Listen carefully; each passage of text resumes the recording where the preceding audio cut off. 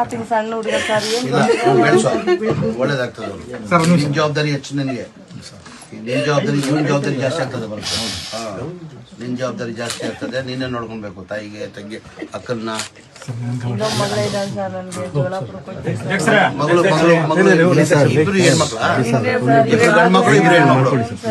ಇನ್ನೊಬ್ರು ಗಂಡು ಮಗಳು ಜೋಲಾಪುರ ಕೊಟ್ಟಿವಿ ಸರ್. ಮದುವೆ ಮಾಡಿ ಆಗಿಲ್ಲ ಸರ್. ಗಂಡು ಮಕ್ಳಿಗೆ ಆಗಲಿಲ್ಲ.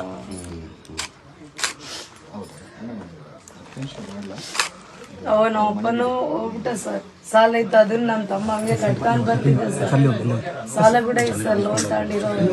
ನಮ್ಮ ತಮ್ಮ ಹಂಗೆ ಕಟ್ಕೊಂಡ್ ಬರ್ತಾನಂದು ಭರವಸೆ ಇತ್ತು. ಇವಾಗ ಎಲ್ಲ ತಮ್ಮ ಇಲ್ಲ, ಎಲ್ಲ ನಮ್ಮ ತಲೆ ಮೇಲೆ ಬಿದ್ದ್ಬಿಟ್ಟ ಸರ್. ಇವಾಗ ನಮಗೆ ಏನ್ ಮಾಡ್ಬೇಕಂತ ಗೊತ್ತಾಗ್ತಿಲ್ಲ. ಅವ್ರ ತಂದೆ ಸರ್, ಅವರು ಯಜಮಾನ್ರು ಸರ್. Hotel ಇಟ್ಕೊಂಡಿದ್ದು sir. ನಾವು ಇಟ್ಕೊಂಡಿದ್ದೀವಿ. ಇವಾಗ ಅದು ಸತ್ತೋಗ್ಬಿಟ್ಟೆ. ಹುಡುಗರು ಮಾರೋದಂದ್ರೆ ಸ್ವಲ್ಪ ಸಣ್ಣ ಬಂಕ್ ಹಾಕಿ ಇಟ್ಕೊಂಡಿದ್ದೀನಿ ಸರ್ ಬಗ್ಲಿಗೆ. ಆ ಹುಡುಗ ಜೀವನ ನೋಡ್ತಿದ್ದೆ. ನಾನು ನಮ್ಮ ಮನೆ ಸಂಸಾರ ಆಗ್ತಿತ್ತಂತ ಮಾಡಿಟ್ಟಿದ್ದೆ ಸರ್. ಇಲ್ಲಿ ಒಂಚೂರು ಮಾಧ್ಯಮದಲ್ಲಿ